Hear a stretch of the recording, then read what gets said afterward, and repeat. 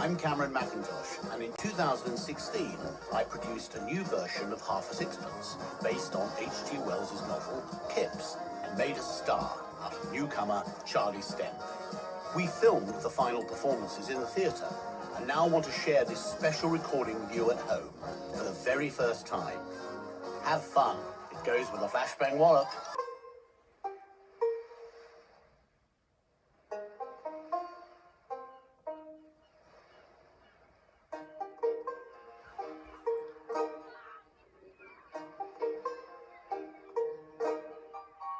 Will you miss me, Anne? I shouldn't think so. Will you do me a favour, Arthur? Will you look after Sid? Of course I'll look after him. We'll look after each other. And don't worry, Folkestone's not far away. I got this sixpence, and I managed to file it in half. What'd you do that for? It's no good if it's broke. It's a token. What's a token? Well, you keep half, and I'll keep half. And when we're separated, you look at your half, and I'll look at mine, see? And then we think about each other. That's silly. No, it ain't. When sweethearts are going steady and walking arm in arm, they sometimes swap these little gifts like a ring or a lucky charm.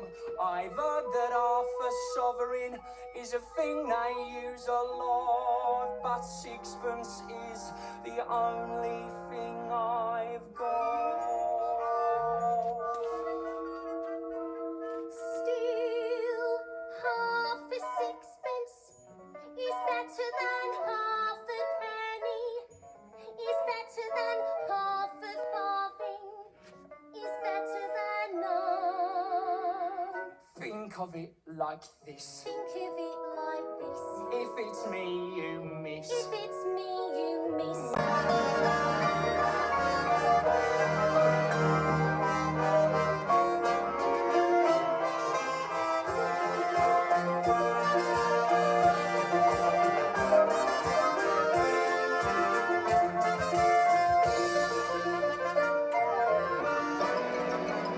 Morning, Mr. Kipps. Morning, Mr. Pornick. Morning, Miss Evans. Morning, Mr. Shawford. Now, Mr. Kipps, I hope you're good and ready. Ready for what, Mr. Oh, Shawford? my heart and lungs! Look alive, Kipps, look alive!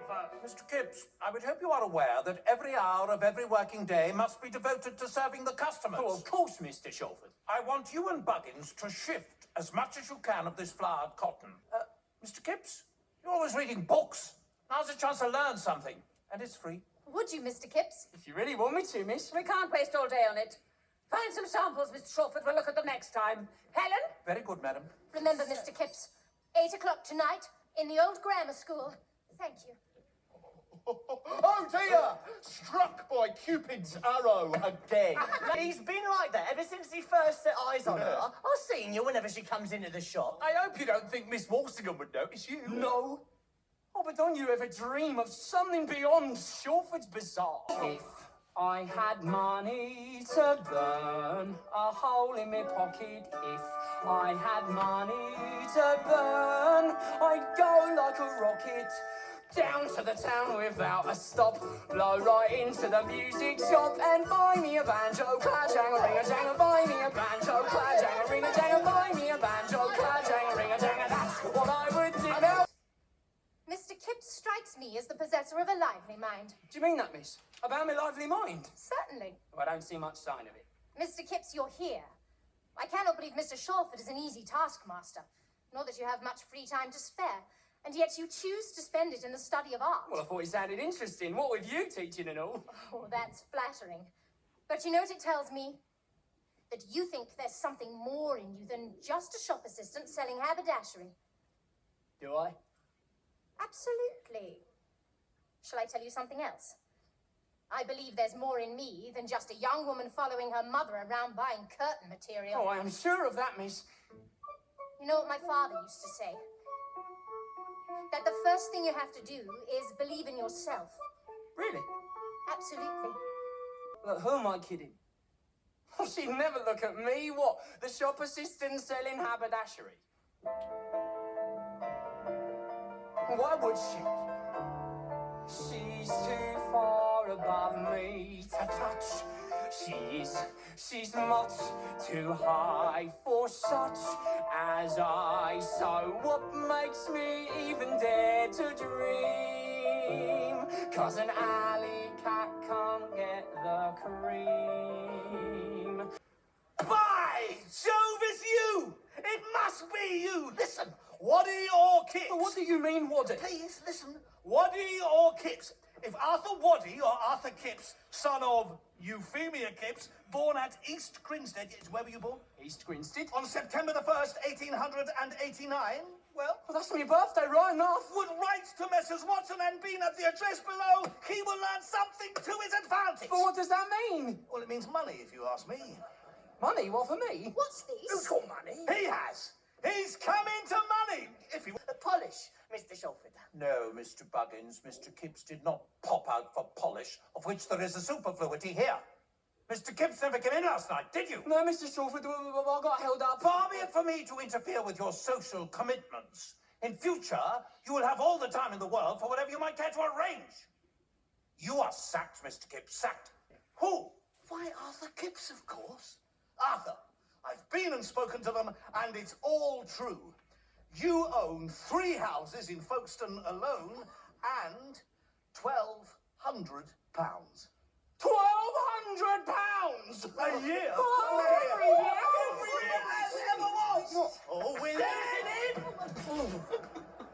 This'll bring him round. Buggins, I think I'll have a morning coat. He's a take off your hat, stop for a chat. Proper gentleman. In the Grand Hotel they'll be fawning on the dandy debonair, go to Paris to have a bit of fun. Yes, look out them Egyptian cotton shirts. Flower in his buttonhole, down at the monopole. Proper gentleman.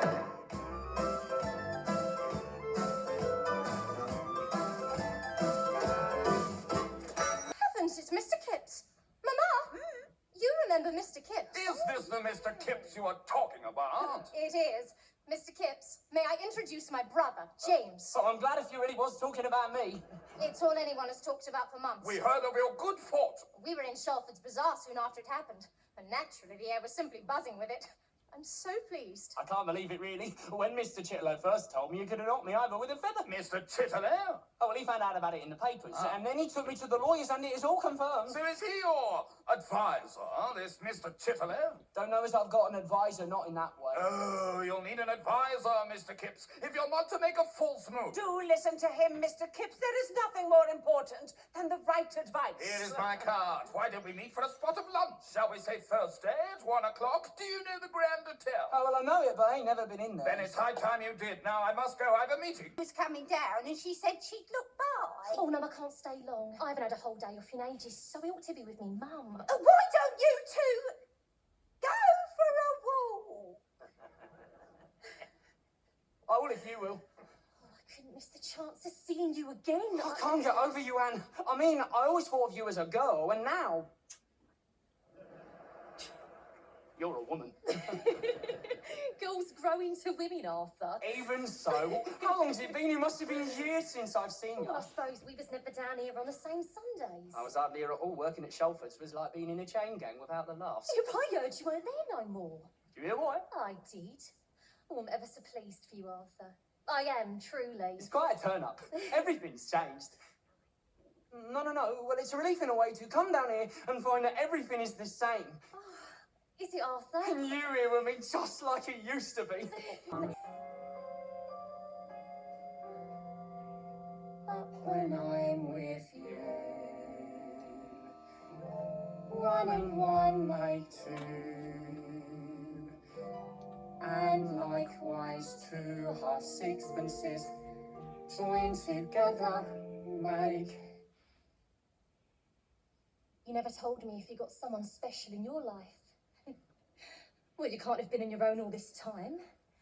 It's true, I'd like to see you keep your fortune and watch it grow. But if you'd rather go it alone and lose the lot, then that's fine by me. Well, I wouldn't give for some bread and cheese. But you're not living in a bread and cheese world anymore. You've made your point. Give me a pen. Why not wait? Until Sunday, when we meet at Lady Punnet's. Lady what's it? Lady Punnet is a friend of ours, Mr. Kipps. She's having a garden party on Sunday at a house overlooking the bay. She has one every year. She lives at the Villa Victoria, at the top of Alexandra Road. She is expecting you. But she doesn't know me. What's that got to do with it? I think it would be vulgar to sign a contract at a party. Could you take these away? Look, who says I am going to the blooming party? Do come. You'll enjoy it. I shall be there if it makes a difference. But what about the papers?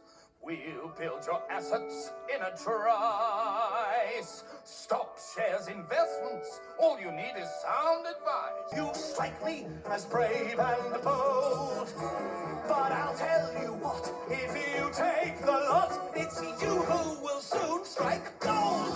Biff! I thought I'd come at the wrong house. Because it's so ordinary, you mean? I was expecting it to be a bit more frightening. Oh, you know our secret now. We're nothing special at all. Oh, you're special to me, Miss Walsingham. Very special. Mamma likes to create the impression we're grander than we really are. That's all. St. Man. You make me sound unusual, but I'm not. I am quite the reverse. You're more unusual than you think. No, I'm not. You see, I'm out of me depth. There are rules, there are manners. You show me the works and I'll throw in the spanners. I feel like a fraud who is trying to lord it about. And if you should see a bit more of me, the more you would find me out. There's stuff I don't know.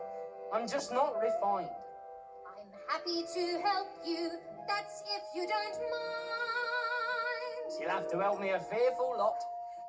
There are just a few little things. The way you speak needs some finessing.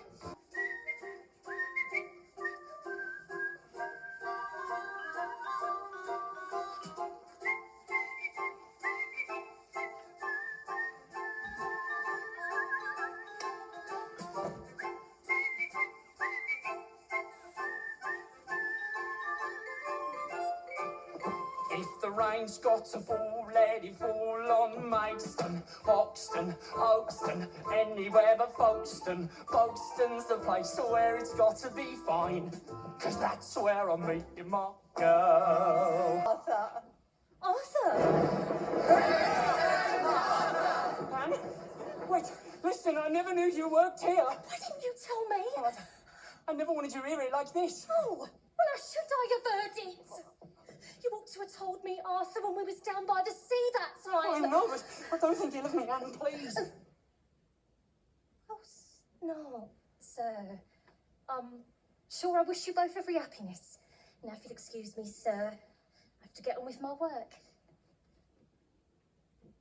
Why were you talking to that maid? She was just wishing us well.